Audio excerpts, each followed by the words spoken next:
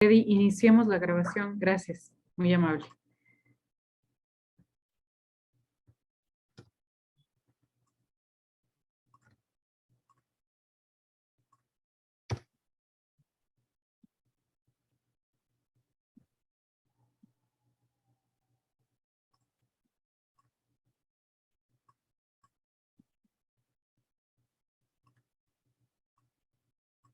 Muy buenas tardes, sean todos bienvenidos a la única videoconferencia jurídica que vamos a realizar en torno al tema del curso Comiso Penal sobre bienes de personas que no fueron declaradas culpables de delitos.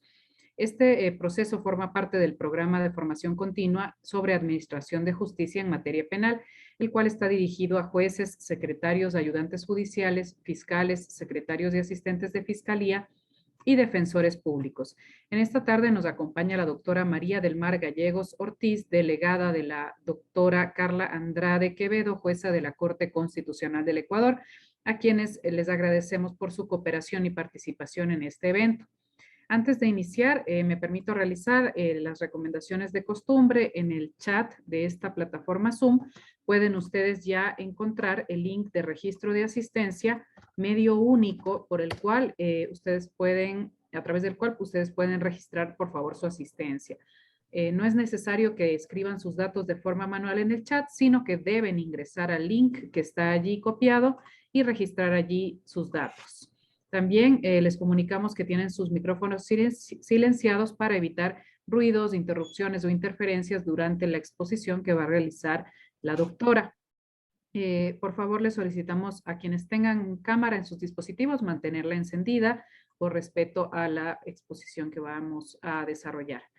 Voy a presentar a la doctora María del Mar Gallegos Ortiz. La doctora es máster en criminología por la Universidad de Melbourne, Australia, especialista en Derecho Penal por la Universidad Andina Simón Bolívar, especialista en Derecho Penal y Ciencias Criminales por la Universidad Externado de Colombia, es abogada de los tribunales y juzgados de la República del Ecuador por la Universidad de las Américas, UDLA, donde actualmente es docente. La doctora es socia fundadora, abogada penalista y litigante de MLP Compliance Penal. Cuenta con un ranking Leaders League durante 2 años, 2021 y 2022. También ha realizado cursos de especialización en la Universidad Jorge Augusto de Göttingen, Alemania, en la Universidad de Fordham en Regulación y Compliance en Estados Unidos y en la Universidad de Santiago de Compostela en perfeccionamiento y prevención y represión de blanqueo de dinero y responsabilidad criminal de las personas jurídicas. Actualmente labora en la Corte Constitucional del Ecuador como asesora de la doctora jueza Carla Andrade Quevedo. La doctora Gallegos, que nos acompaña el día de hoy, nos va a instruir sobre el análisis de 2 sentencias que tratan sobre el comiso penal de bienes de personas que no fueron declaradas culpables de delitos, la número 2220-17-EP/22 de 28 de abril de 2022 y la sentencia 1525-17-EP/22 de 11 de mayo de 2022. Bienvenida, doctora. Tiene usted la palabra. Muchas gracias. ¿Se me escucha? ¿Sí? Porque no encuentro el micrófono ahorita. Sí, le escuchamos Ya, perfectamente. Perfecto. Muchas gracias, Angelia, por la invitación nuevamente al Consejo de la Judicatura, a la Escuela de la Función Judicial. Y pues en esta ocasión estoy aquí como delegada de la doctora Carla Andrade, jueza constitucional en representación de la Corte Constitucional. Les había acompañado yo hace unos meses, un par de meses, un mes, con el tema de responsabilidad penal de la persona jurídica, que digamos es lo que más en lo que más he estado metida yo en los últimos años, pero bueno, ahora se nos ha invitado a hablar sobre lo que es el comiso penal, que tampoco está alejado de lo que habíamos hablado en la charla anterior sobre la responsabilidad penal de las personas jurídicas, en tanto y en cuanto las personas jurídicas o personas naturales que cometan ilícitos, sobre todo que tengan que ver con delitos transnacionales o temas de lavado de activos, financiamiento del terrorismo, siempre va a haber el tema de la consecuencia, aparte de la pena privativa de libertad, que es el comiso penal, ¿no? El comiso, hoy de mañana veía yo en las noticias que decía, Ecuador es un país de alto riesgo para la inversión, dice Estados Unidos. En ese sentido, el legislador ecuatoriano ha visto la necesidad de tomar medidas, como lo es el comiso penal, justamente para poder estar dentro de lo que son los parámetros de la GAFI y de los convenios internacionales en contra de lo que es el lavado de activos, la prevención del lavado de activos y la lucha contra la corrupción. Entonces, esta figura viene a ser importante porque es una manera, como dicen los abogados en Estados Unidos, dicen, tú haces el traqueo o haces el seguimiento del dinero a través del comiso penal y vas a encontrar el origen del ilícito. Entonces, es así que el comiso penal tiene su razón de ser y su historia, ¿no? A esto no ha sido ajeno, recordemos nosotros que el comiso penal sufre una reforma, vamos a ver esto en la presentación, sufre una reformatoria o tiene una reforma en el año 2019 en el que se aumenta al artículo 69, se le aumenta la posibilidad de ciertas excepciones a lo que es el comiso de bienes de terceros. Entonces vamos viendo. En este sentido, la Corte Constitucional se ha pronunciado con más de 2 sentencias y cuando se me invitó a hablar sobre el tema, en efecto, empecé analizando la sentencia 2220-17-EP y la sentencia 1525-17-EP. Pero al final de la charla de hoy, creo que hay una sentencia que incluso se acerca mucho más a lo que muchos de nosotros, bueno, ustedes más ahorita en el tema como jueces o fiscales, están apegados por la temporalidad de la sentencia. Pero vamos viendo. En el primer caso, que es la sentencia 1525-17-EP/22, estamos dentro del proceso penal, que es de no recuerdo de qué provincia es, pero bueno, en este caso se sanciona por el delito tipificado y sancionado en el artículo 301, numerales 2 y 6 del COIP, que es el contrabando. En este caso se le sanciona al señor William Morales Patate. Si me dan un segundito para ver. Se le sanciona al señor, se le declara culpable, quiero ver si es que hay otros procesados. Se le declara culpable solamente a él, es en la provincia de Carchi, en el cantón Tulcán. Se le declara culpable al señor William Vladimir Morales Petate por el artículo 301, numeral 2 y 6, y se le dispone el comiso de las mercancías objeto del delito y del vehículo placa número PIR 0973. A esto se le aplica la suspensión condicional. El señor William Morales Patate se acoge a la suspensión condicional, pero el señor Juan Aníbal Núñez Tates, quien era propietario del vehículo, intenta presentar un recurso de apelación, el cual le es negado por extemporáneo, y es así que el señor, tanto William Morales Patate como Juan Aníbal Núñez, presentan una acción extraordinaria de protección. Ahí me faltó extraordinaria de protección. Si le pueden corregir esa parte, o acción extraordinaria de protección. Es decir, dentro de esta acción extraordinaria de protección tenemos 2 accionantes, a los cuales por temas didácticos les hemos puesto, y la Corte Constitucional también en su sentencia los pone, accionante 1 y accionante 2. ¿Cuál es la decisión impugnada? La decisión del 19 de mayo del 2017. El accionante 2, recordemos que no fue ni autor, ni coautor, ni cómplice del delito, porque solamente fue el accionante 1 a quien se le declaró culpable. No obstante, se realizó, se declaró si se resolvió el comiso del vehículo que era propiedad del accionante número 2. A esto, tanto accionante 1 como accionante 2 presentan acción extraordinaria de protección alegando vulneración de los derechos constitucionales del artículo 33, número 66, número 26, 75, 82, 76, número 1, 2, 3, 7, letras A, B y C, que estos son derecho al trabajo, derecho a la libertad, derecho a la propiedad, derecho a acceso gratuito a la justicia, seguridad jurídica y garantías del debido proceso. Durante el proceso, o cuáles son los hechos presentados o las pruebas presentadas, es que sí se presentó el contrato de compra-venta de propiedad del vehículo del accionante 2. Este vehículo fue registrado en el SRI el 3 de octubre del 2013. Y también se presentó el certificado emitido por la Unidad Administrativa Provincial de Seguridad Vial que refiere a la renovación de permiso de operaciones de su vehículo. ¿Por qué no se le acepta o cuál es el argumento del accionante 2 ante la negativa del recurso de apelación? El conductor no me comunicó sobre este hecho oportunamente, por cuanto el señor, el que se fue declarado culpable, pensó que al momento de dictarse sentencia le devolverían el vehículo que no era de su propiedad. Esto fue durante la audiencia de procedimiento del 12 de mayo del 2017. La parte accionada, que en una acción extraordinaria de protección viene a ser el órgano jurisdiccional, en este caso el doctor de la Unidad Judicial Penal del Tulcán, cuando presenta su descargo de información, menciona lo siguiente textualmente. Durante el desarrollo de la audiencia, ni el sentenciado ni el propietario del automotor presentaron a Fiscalía ni al juez ningún documento que justificase que el carro era propiedad de una tercera persona y no del acusado. Sin embargo, la Corte Constitucional de la revisión del expediente puede ver lo que les decía hace un momento, que existieron estos documentos presentados que sí daban fe de que el vehículo era propiedad de este otro señor que no es parte del proceso, ni en ningún grado de participación ni de autoría. Presentan las dos accionantes, o las dos personas presentan acción extraordinaria de protección. El accionante 1, que es a quien se le declaró culpable, y el accionante 2, que es el dueño del vehículo. ¿Qué es lo que la Corte Constitucional resuelve en la fase de admisión? En la fase de admisión le niega al accionante 1, mientras que le acepta al accionante 2.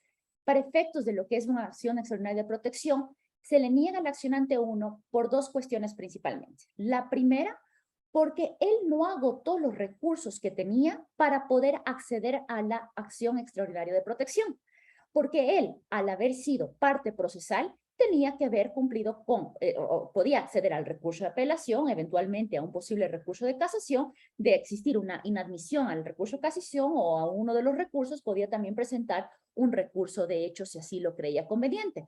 Y por lo tanto, nos agotó todos los mecanismos antes de entrar a la acción extraordinaria de protección.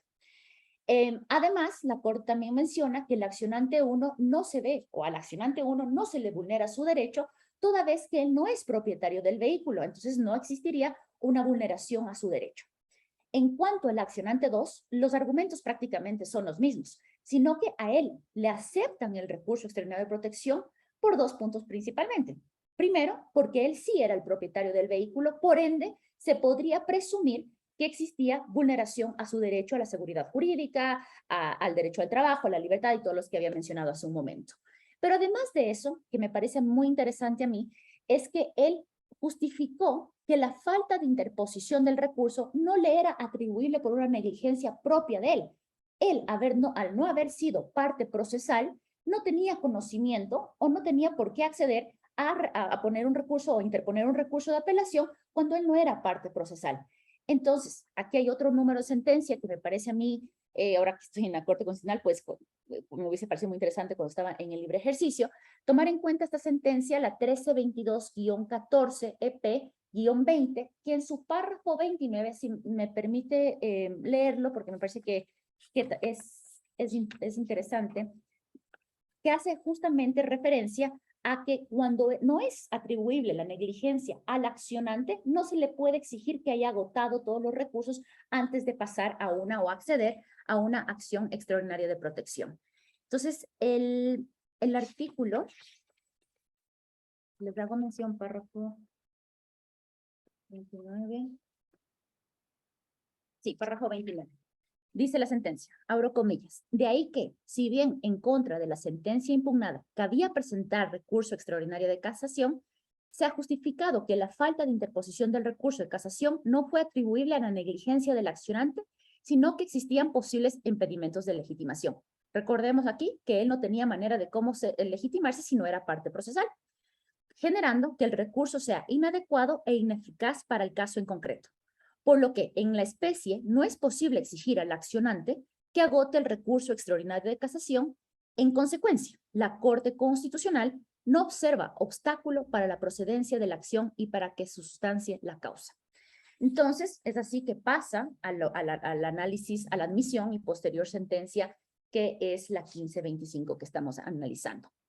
El problema jurídico, porque claro, la Corte Constitucional en su capacidad del principio iura novit curia, toma como argumento principal la seguridad jurídica. El derecho vulnerado que va a analizar es la seguridad jurídica. Es así que se plantea la siguiente pregunta. La sentencia impugnada vulneró los derechos a la seguridad jurídica y a la propiedad del accionante 2 por ordenar el comiso de su vehículo sin que haya sido condenado por el delito de contrabando Y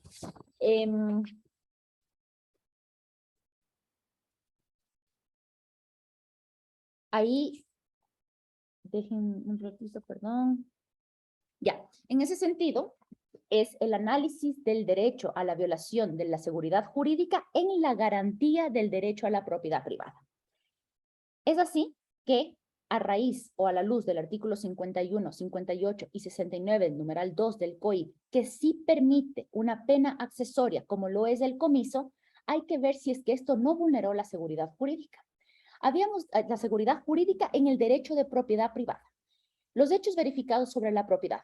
Se verificó por parte de la autoridad judicial que la identidad del sentenciado judicial, la propiedad del vehículo retenido mediante la matrícula del vehículo. Ahora, otro punto importante sobre la decisión judicial, o que se cuestiona sobre la decisión judicial, es que los supuestos excepcionales de que los bienes de terceros puedan ser comisados, que fueron incluidos en esta reforma del 2019, en el numeral 2 del 69 del artículo 69 del COIP, no estaban vigentes al momento de la sustanciación del proceso. No obstante, el juez decidió resolver el comiso del bien. No voy a dar la resolución todavía de la Corte Constitucional porque sí quisiera tal vez que haya un poco de interacción al respecto, pero vamos a analizar primero la sentencia, el segundo caso. Muy parecido es la sentencia del caso, la sentencia número 2220-17-EP/22. En este caso, es un proceso penal que se realiza aquí en la ciudad, en Quito, en contra de Javier Cristóbal Oñate y otros por el delito 370 del COIP. Delincuencia es asociación ilícita, ¿sí, no? Asociación ilícita o delincuencia organizada.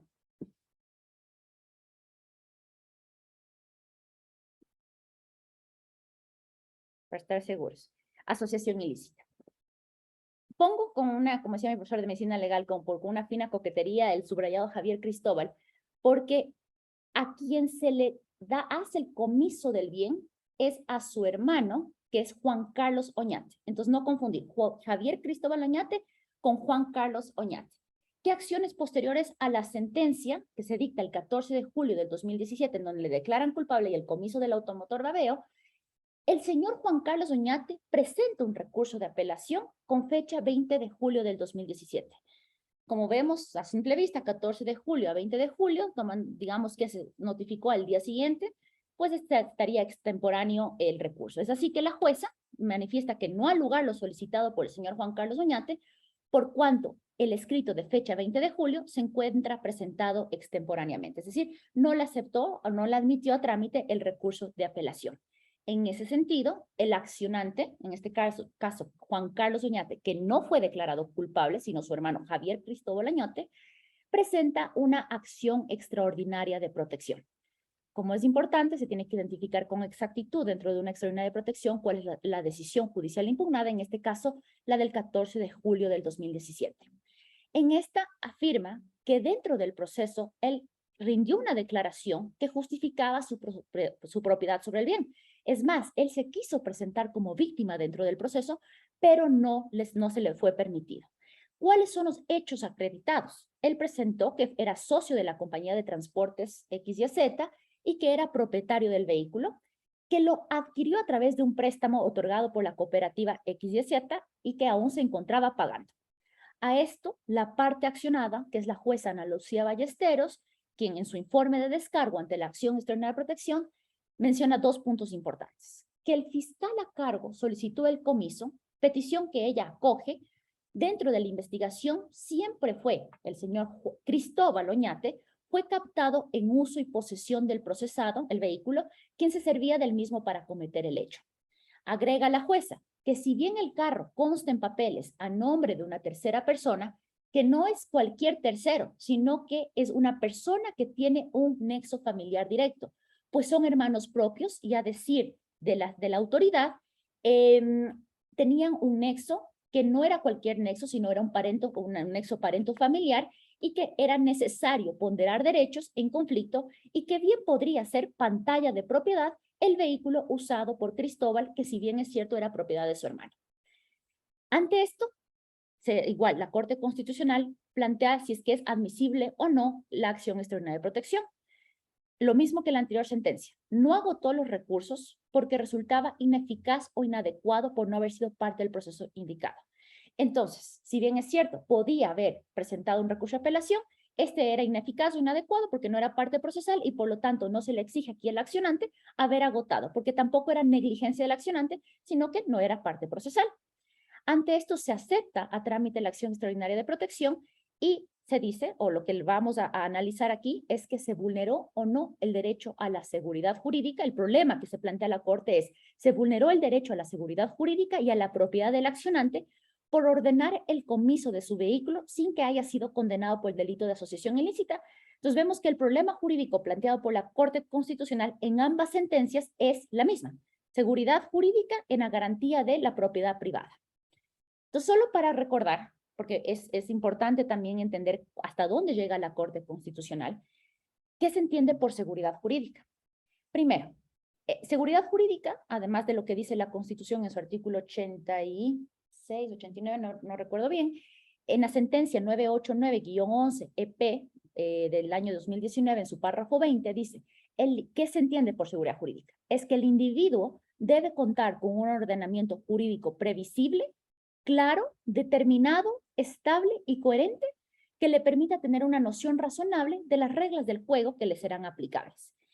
Pero ojo con esto, la Corte Constitucional no puede hacer un análisis de si la norma aplicada por el órgano jurisdiccional es correctamente aplicable o no, porque eso sería sobrepasar los límites de las funciones de la Corte Constitucional y como Corte Constitucional tiene que respetar las decisiones judiciales. No puede intrometerse más allá, solamente cuando exista una vulneración a un derecho constitucional. Es así que la Corte Constitucional está llamada solamente a verificar afectaciones que tengan trascendencia constitucional. Y eso es importante, porque en ninguna de las dos sentencias se analiza si es que el juez o la jueza aplicaron correctamente el derecho o no. Simplemente lo que se analiza es si es que esa aplicación, correcta o no, afecta a la vulneración de afecta a un derecho constitucional. Es decir, a mí me gusta mucho esta frase. La Corte Constitucional no puede ir más allá. La mera constatación de una norma infraconstitucional que ha sido infringida no supone per se una violación a la seguridad jurídica. Y creo que eso es garantizar la independencia judicial. La sentencia que habla sobre esto es la 1763-12-EP/20, párrafo 14.6. Entonces, en un resumen, cuando la Corte Constitucional en las dos sentencias analiza la seguridad jurídica, primero ve si es que hay una inobservancia al ordenamiento jurídico. Pero eso no basta. Tiene que haber una trascendencia constitucional. Y en este caso, la trascendencia constitucional se va a dar si es que ha existido o no vulneración al derecho de propiedad. Entonces, ahí sí. ¿Qué hechos verificados fueron en este caso? ¿Cuáles fueron los hechos verificados? Juan Carlos Oñate no fue procesado. Copias de cédula donde se identifica quiénes son. Certificado que es socio y garante de la compañía de taxis de XYZ. Copias de matrícula del vehículo a su nombre. Copias de la tabla de amortización del crédito que hizo una cooperativa. Certificado único vehicular emitido por la ANT. Y otra nota importante, al igual que en la anterior sentencia, no se encontraba vigente los supuestos excepcionales para bienes de terceros incluidos en el año 2019 del artículo 69, numeral 2 del COI. ¿Qué pasó? ¿Es correcto o no es correcto lo que aplicaron los jueces en ese momento? Y yo no sé si es que hay como abrir un poco el debate o la conversación, porque... sí, doctora, ¿sí? Si alguien desea intervenir, puede por favor usar el icono de levantar la mano y le habilitaremos el micrófono. Hasta tanto, pues sigamos, creo yo, con la videoconferencia. Si alguien desea intervenir, levantar la mano, le habilitamos. Muchísimas Perfecto. gracias. Entonces, bueno, aquí la cuestión son sentencias públicas, ¿no? Esto así que, digamos, no es una opinión personal, es algo que se ha dado ya en sentencia. Pero claro, aquí, entonces yo quería presentar los dos escenarios, ¿no? Sentencia 1, sentencia 2. ¿El actuar de los jueces fue correcto o fue incorrecto? Entonces, primer punto que creo que es el más fácil es que al momento, por temas de legalidad y de vigencia de la norma, no se encontraban vigentes los supuestos excepcionales del artículo 69, numeral 2 del COI. Entonces, por ese lado, digamos, hay una inobservancia del ordenamiento jurídico. Ahora, ¿qué criterios tiene la Corte Constitucional al respecto? Primero, En la sentencia 220 señala que, lo que les decía hace un momento, ¿no? Que la competencia de la Corte es verificar si es que existen vulneraciones de contenido constitucional, como a continuación se examina. En la sentencia 1525, que es la otra que estamos analizando, ya con respecto al comiso penal, se refiere de la siguiente manera. Primero, que en el Ecuador está prohibido todo tipo de cualquier práctica confiscatoria. Existen ciertas excepciones para limitar el derecho o a la propiedad privada, como es una expropiación, cumpliendo con los requisitos de la ley. Pero el comiso penal también tiene ciertas reglas que tienen que ser respetadas, porque al final viene a ser restringe el derecho a la propiedad privada. Y la Corte Constitucional sostiene lo siguiente. Independientemente, abro comillas, de si ciertos tipos penales exigen que se declare el comiso penal de los bienes utilizados para el cometimiento del delito, la autoridad judicial debe, y esta es la parte que hay que señalarla, la autoridad judicial debe verificar que aquellos bienes sean de propiedad de algún partícipe de la infracción penal, ya sea como autor, como coautor o como cómplice del delito, figuras de participación y autoría que nuestro COIP recoge. De lo contrario, se estaría afectando los derechos de terceros que no tienen por qué asumir las consecuencias de un hecho delictivo que no cometieron. Eso es lo que sostiene la Corte Constitucional con respecto al comiso penal, que además van apegados de principios rectores del derecho penal que todos conocemos en este auditorio. ¿Qué más dice la Corte Constitucional con respecto al comiso?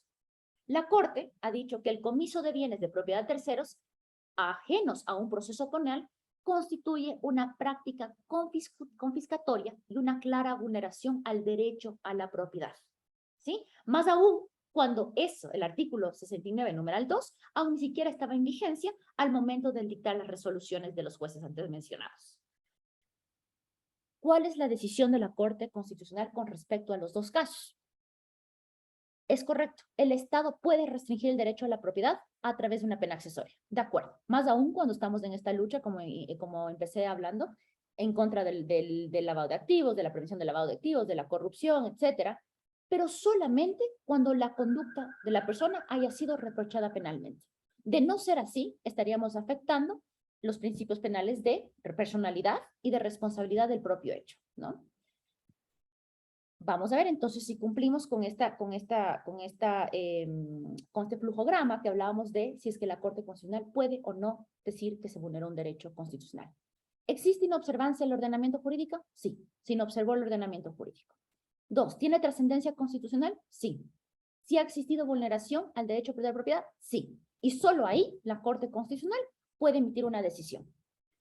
En este caso, se adopta, o mejor dicho, se dice que existe la vulneración, se deja sin efecto las sentencias, las dos sentencias, solamente en cuanto al tema del comiso, nada más.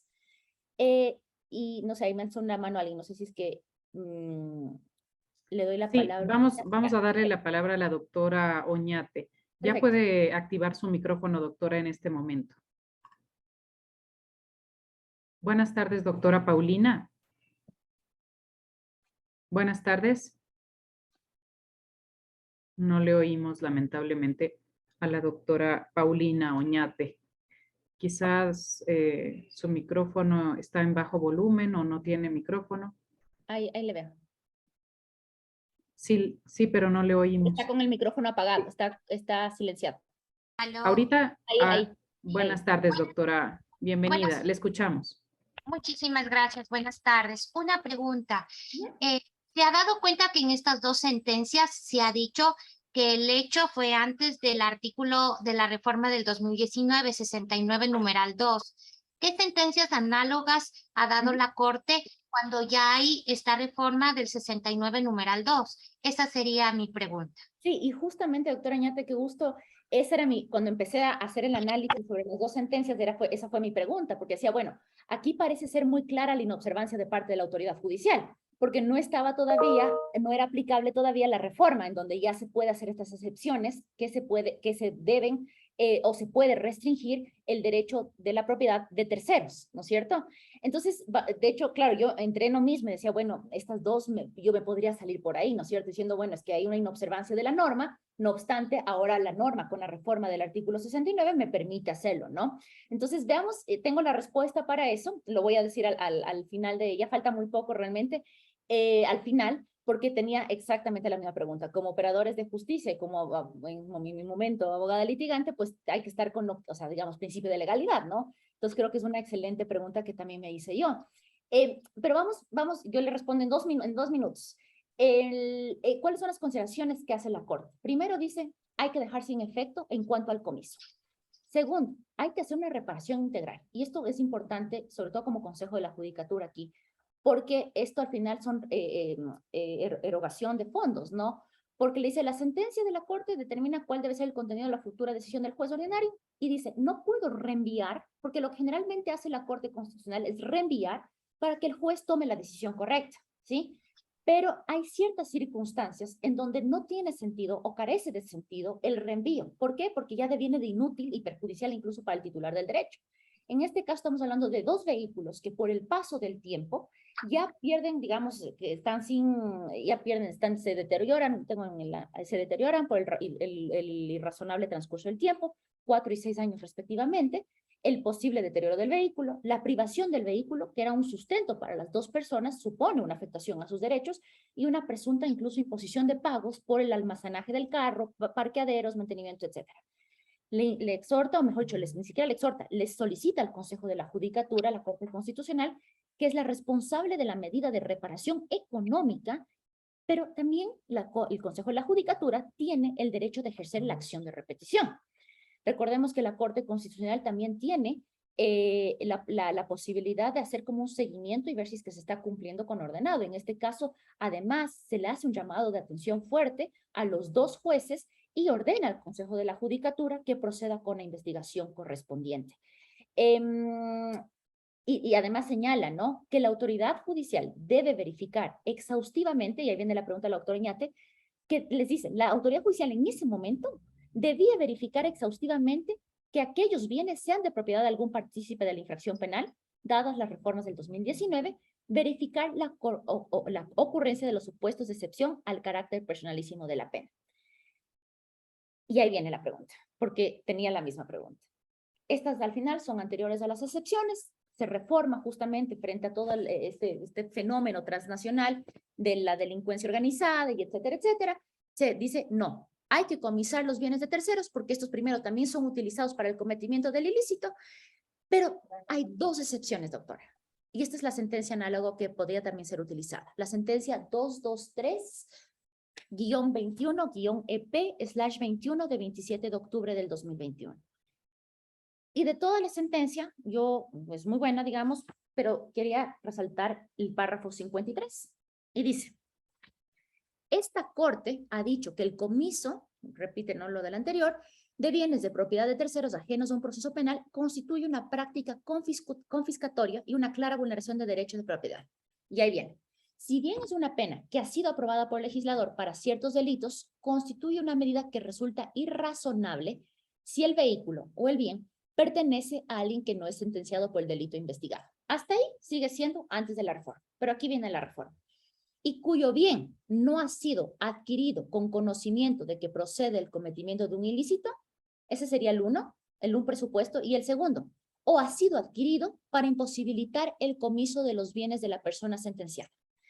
Entonces, en resumen, los dos presupuestos, que si es que se va a incurrir en estos presupuestos excepcionales de poder hacer un comiso sobre bienes de terceros, tiene que ser, adicionalmente de que si es que participó o no, que puede ser que no, porque nos abre esa posibilidad la reforma del artículo 69, numeral 2, es que el bien haya sido adquirido con conocimiento de causa de que viene producto de un cometimiento de un ilícito.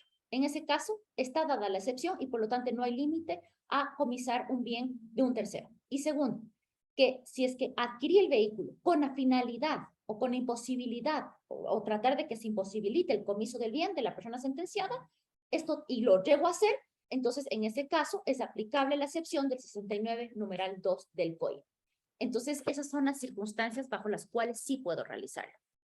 Entonces, creo que nos aclara muchísimo la Corte Constitucional, nos da estas luces de cómo no hacer de que eventualmente caigan en acciones de protección o eventuales acciones extraordinarias de protección, limitándonos a estas circunstancias que también de alguna manera, no mejor dicho, van totalmente de la mano de los principios rectores del proceso penal y del derecho penal. Entonces, digamos, eso es el análisis. Gracias, doctora. Creo que podemos continuar con la charla hasta que haya otra intervención. En realidad, creo que es hasta ahí, pues es todo lo que vi que un doctor estaba alzando la mano, el doctor Trujillo, creo. Ah, sí, ahorita. Sí. Doctor, pero ya la quitó. Ya la bajó. Vamos a ver si a la doctora Rita Jimena. Buenas tardes, doctora. Le escuchamos. Bienvenida. Sí. ¿Cómo están? Hola María del Mar, ¿cómo estás? Hola Rita, bien, gracias, qué gusto verte. Igualmente. Yo lo que considero que las sentencias de los jueces de garantías penales hicieron una interpretación legalista, sin tomar en cuenta los principios y reglas de interpretación que se dan en materia de derecho procesal constitucional, las previstas en los numerales 3 y 4 de la Ley Orgánica de Garantías Jurisdiccionales, como te dije, sin tener en cuenta que el Ecuador es un Estado constitucional de derechos y justicia. Y lo que se debe aplicar en estos casos es el principio de jerarquía normativa, teniendo en cuenta que la norma constitucional es una norma suprema y, como te dije, lo que se aplicó directamente a la Constitución frente a estas circunstancias del comiso en los bienes de personas que no intervinieron en un proceso penal. Claro, en ese caso, Rita, en los primeros casos, como que en los dos primeros casos de la 355 y la 2220, es súper claro, ¿no es cierto? Ahí incluso más allá de que sea un tema de interpretación del comiso, de hasta dónde alcanza la figura del comiso penal, para mí también hay una violación al principio de legalidad, porque no estaba permitido. Pero hoy por hoy, digamos, como tú bien dices, el tema es, hay una jerarquía constitucional en donde está prohibida la práctica confiscatoria, pero el código nos da esta posibilidad de excepciones y lo llaman como excepciones al derecho de la propiedad privada, pero que tienen que ser limitadas también. O sea, es necesario que empecemos con, que se den estas figuras, además que son adoptadas internacionalmente, pero que tengan sus limitantes para no afectar esta jerarquía constitucional, como tú dices. Gracias, doctora. Vamos a intentar darle la palabra al doctor Santiago Trujillo, pero debe el doctor levantar la mano para poder habilitarle el micrófono. A menos que haya sido un error el que haya levantado la mano, porque a veces se presiona ese botón involuntariamente. Bueno, en todo caso, no tenemos más dudas. Ah, sí, ya vemos al doctor. Por favor, puede activar, o sea, doctor Trujillo. Sí, buenas tardes, Buenas gracias. tardes. Doctora, yo tenía una consulta nomás. Estamos hablando del comiso de bienes. Usted sabe que la ley de extinción de dominio, pues, se publicó y parece que hay también unas cosas contradictorias, porque en Costa Rica, hace años atrás, ya estaba vigente esa ley de extinción de dominio y cuando se hacía, pues, un operativo allá en Costa Rica y en estos delitos de crimen organizado, asociación ilícita, todos esos bienes pasaban al Estado para ocupar a sí mismo la Fiscalía en las investigaciones y por ende pues ahí no determinaban pues que debe pertenecer de propiedad al autor o coautor, al partícipe, sino más bien era el ente mismo que utilizaban para cometer pues en estos delitos y por ende pues no nos olvidemos también el delito de testaferro.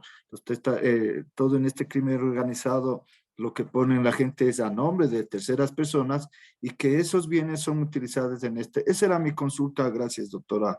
Sí, de hecho, acuérdense que el artículo 69, de hecho, lo que dice es el bien que haya sido para lo que usted acaba de decir, para uso del cometimiento del ilícito, puede ser susceptible a un comiso penal, ¿no es cierto?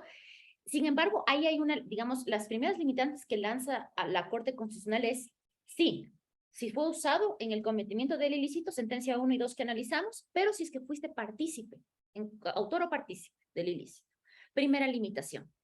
Entonces, digamos, sí, hay otras legislaciones en donde es mucho más abierto, donde no hay estas limitantes, en donde tú utilizaste el bien para el cometimiento del ilícito, entonces es un bien que es susceptible de comiso. Pero nuestra legislación constitucional, justamente por la jerarquía constitucional, ha dicho, no, ok, no solamente es que tiene que ser usado, tengo que ver si es que es partícipe autor, pero adicional a esta excepción, estos dos otros requisitos. Ahora, sí, la ley de extinción del dominio ha sido muy analizada, criticada de lado y lado, porque justamente puede afectar estos derechos de terceros que son constitucionalmente protegidos, sobre todo en el derecho a la propiedad privada y seguridad jurídica. Es difícil, muy difícil, porque sabemos también, y creo que esto más por la práctica, sabemos también que no solamente personas naturales, y ahí entro un poco en lo que a mí más me gusta, personas jurídicas también utilizan ciertas prácticas para poder que no se comisen los bienes, ¿no es cierto? Y al final del día se siguen cometiendo ilícitos porque el que termina pagando es el chofer, en estos casos de contrabando, es el chofer, es el que llevaba algo en el vehículo, y no son las personas que realmente manejan estas bandas de delincuencia organizada. Entonces, digamos, sí, es un tema muy complicado porque lo que aquí surge es esa ponderación de derechos. Y si bien es cierto, conocemos que puede haber testaferrismo, que pueden derivarse otros ilícitos, ¿no? Tributarios, incluso de esto, frente a la ponderación de la propiedad privada del tercero, gana la propiedad privada del tercero frente al otro. No obstante de que Fiscalía siempre pues puede investigar y iniciar alguna otra investigación si es que considera que existen los elementos, ¿no es cierto? Pero es bien difícil, sobre todo cuando son bandas y crímenes organizados tan estructurados, que en donde utilizan también a figuras o a personas jurídicas, justamente en donde van dando la vuelta a un carrusel, ¿no es cierto?, en donde se van pasando los bienes para que aparezca como de terceros y que no sean comisados o que no se les quite el bien, ¿no? Entonces es una figura difícil en donde hay que tener más técnicas de investigación más rigurosas para evitar eso o prevenir eso, y si en caso de que exista, pues reaccionar con la fuerza que la ley lo exige. Gracias. Vamos a darle la palabra a la doctora Eddie Ivonne Herrera. Ya puede activar su micrófono, doctora Herrera. Gracias. Buenas tardes, doctora. Disculpe, no le prendo la cámara porque estoy conduciendo, perdón, pero tengo una consulta importante, tomando en cuenta la inmutabilidad de las sentencias, en una sentencia que ya haya causado ejecutoria y nunca existió apelación, antes de las reformas que ha planteado la Corte Constitucional, ¿hay algún mecanismo por medio del cual se pueda realizar la devolución de los vehículos si estos se están solicitando? Mira, de terceras personas que no han sido sujetos procesales, obviamente no son sentenciados. Claro, y ese es el problema de la sentencia, de la segunda sentencia. De hecho, lo que la jueza le responde, le dice es, como usted no fue parte procesal, usted no puede apelar. Pero para el tema de la devolución de bienes, existe un reglamento de la Fiscalía, alguna sí le menciona la jueza, dice usted tiene que preguntar, ver este reglamento y aquí también ver el tema de inmobiliario y de todo de eso, ¿no? Entonces, le dicen, no somos el mecanismo para hacerlo. Entonces, digamos, pierde esta posibilidad de hacerlo frente al órgano jurisdiccional. Y claro, la gran pregunta es, ¿qué hacemos con todas estas personas que no teníamos todavía la sentencia de la Corte Constitucional en donde me determinaba esta situación? ¿Qué hacemos? Y la verdad es que acuérdense, no hay cómo atribuirle la negligencia al accionante de no haber presentado los recursos suficientes. Entonces, habría que ver cuándo fue la última decisión impugnada y ver si es que se puede presentar un extraordinario de protección. Además, haciendo alusión a las sentencias que ya están activadas por la Corte Constitucional, en donde ya existe una resolución clarísima. Tenemos no solo, verán, tenemos las dos que analizamos, la 223, y tengo otra más que es la 13, si les di lectura, la 1322-14-EP/20. Entonces, hay más de 4 sentencias que hablan sobre el comiso penal y que dan estas limitantes. Y en este caso, se les devuelve los vehículos, pero no solo es que se les devuelve los vehículos, sino que hay una reparación integral, en donde dicen, usted, por el transcurso del tiempo, el carro tiene que haberse deteriorado, dañado, y por lo tanto usted merece una reparación integral por todo lo que perdió. Ay, pero disculpa, ahí sí yo ya no entendí. ¿Y cuál sería el mecanismo? El reglamento de fiscalía en función judicial, ¿cómo lo utilizamos? Tomando en cuenta que no tienen ya chance para ningún recurso, ni peor, no, ningún tipo, ni recurso ordinario ni extraordinario. No, lo de la fiscalía solamente es lo que le decía que la jueza argumentó. Eso es lo que les alegó a la parte. Le dijo, si usted quiere la devolución, vaya al reglamento de fiscalía. Ah, perfecto, ya, sí, Ajá, porque no, ahí me ajá. confundí. Ahí No, me confundí. No, lo que más bien la Corte Constitucional le llama la atención incluso por eso, porque le dice, no tiene nada que ver, o sea, no es lo que tenía que haber aplicado, o sea, lo que tenía que haber aplicado es la observancia de la norma. No, y es más bien al contrario, eso es lo que no debería ser. O sea, es más bien las sentencias de la Corte dicen, se inobservó la norma y por lo tanto hay una afectación a la seguridad jurídica. Perfecto, porque yo en la actualidad tengo un proceso que no tiene chance de ningún recurso y es antes de las reformas que El 2017. a los cambios que hizo la Corte y me están solicitando devolución de vehículos. ¿Qué puedo hacer? Verá, ahí es solamente, digamos, no sabría, digamos, yo la verdad es que no una consulta de norma.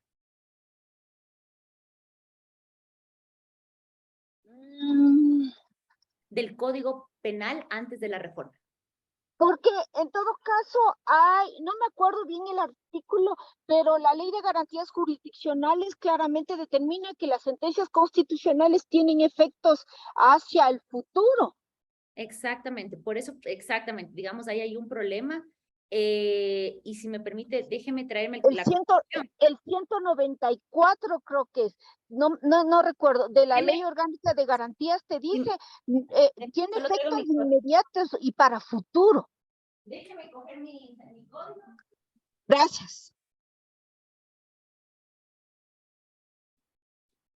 Perdón, Y realmente es tan interesante el tema que no te da opción a repetir esto. Y realmente me interesa porque estoy en esto y me cosen a escritos diarios y no sé cómo salirme. Mira, el artículo 128. De la Constitución. No, de la Ley Orgánica de Ah, Garantías Constitucionales y Control Constitucional. Si le revisamos el artículo 141, yo creo que yo le haría, o sea, bueno, esto sí le digo, digamos, lo que así pienso, habría que hacer un análisis más a profundidad, pero tal vez un control concreto de constitucionalidad sobre su caso. Artículos 141 y 142 de la Ley Orgánica de Garantías Jurisdiccionales y Control Constitucional. Perfecto. Ya, ese artículo. Ya, muy bien. Muchas gracias. Ya, lo que sí me preocupa es el tema de la temporalidad ahí.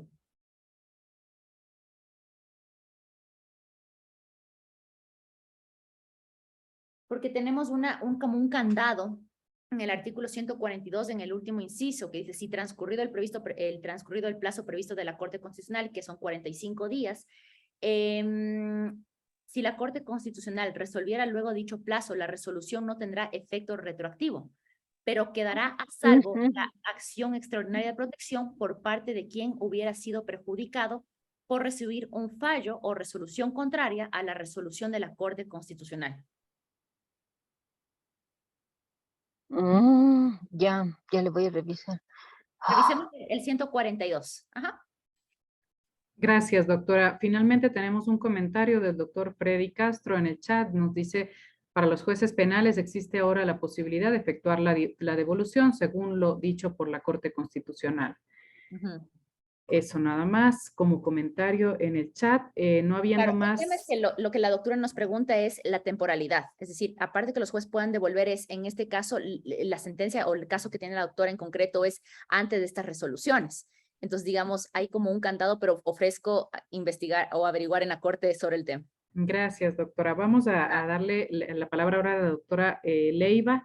Julia Leiva, ya puede activar su micrófono. Le escuchamos, doctora. Buenas tardes, doctora. Mi inquietud es de la siguiente. ¿Se puede declarar el comiso de un bien que sea, bueno, de un señor que comete el ilícito, se lo sentencia es un vehículo, pero ese vehículo está a nombre de la esposa, pero son casados. La misma lógica que la que tenemos del caso 525. Sí, del 525. Perdón, déjenme ver cuál es exactamente el mismo caso. Ya, no, es de la 2220-17-EP-22. Las mismas excepciones. Es un tercero. No, es más, hacen un ejemplo ahí sobre si es que fuese la esposa o si es que fuese cualquier tipo de familiar. Los principios penales, los rectores siguen siendo los mismos. No puedo comisar un bien por más que sea la esposa. Exista nombre de la esposa el bien, porque sigue siendo propiedad de la persona y el derecho penal, digamos, por el principio de personalidad, solo puede ser afectar a aquel que comete el ilícito, a quien se le hace un juicio de reproche por su acción u omisión. Entonces, digamos, no podría tampoco hacerlo. No obstante, las excepciones que ya están previstas en el artículo 69. Si es que el bien fue adquirido para justamente a conocimiento de que era producto de un ilícito, sí se puede aplicar el comiso.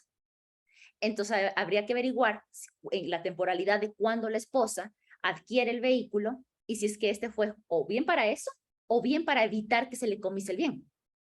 Porque ahí sí usted está con toda la tranquilidad puede aplicar el artículo 69 como pena accesoria. Totalmente. Pero no puedo hacer la inferencia que hace también la jueza de la sentencia 2220, que dice, es que podría, porque siempre además utiliza el podría pensarse que el nexo familiar hace que el bien que sea del hermano en este caso, o este nexo, ella dice incluso, la jueza dice, para ser propietario hay que ser y parecer. Y en este caso, el señor que fue condenado, dice, él ocupaba siempre el vehículo, él parecía el propietario, pero eso no le alcanza a la Corte Constitucional para decir, él parece ser, me hace a mí como órgano jurisdiccional limitar el derecho a la propiedad privada. ¿Sí? Dice, hay que comprobar. Mejor dicho, la otra parte tiene que comprobar que el vehículo, bueno, no quiero decir que se invierte la carga de la prueba, pero digamos, si es que hay alguien que piensa que es el legítimo, que quiere decir que es el legítimo propietario, entonces hay que probar también, ¿no es cierto? Que es el legítimo propietario.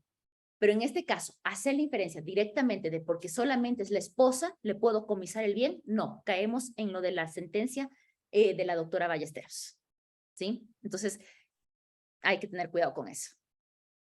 Mil gracias, doctora Gallegos. Desde la Escuela de la Función Judicial le agradecemos a la doctora Carla Andrade y a su persona por esta cooperación que nos han brindado la tarde de hoy. A los participantes les informamos que todas las videograbaciones de los eventos que realizamos se cargan, lógicamente, luego de realizado el evento en la plataforma Aula Virtual de la Escuela de la Función Judicial dentro del curso correspondiente, donde ustedes, si desean, pueden revisar, nuevamente escuchar la grabación de esta conferencia y cualquier otra a la que ustedes hayan, lógicamente, asistido. También les informamos que en los próximos días les comunicaremos a sus correos, a los correos que indicaron cuando registraron su asistencia, el link de evaluación para rendir la evaluación del presente proceso.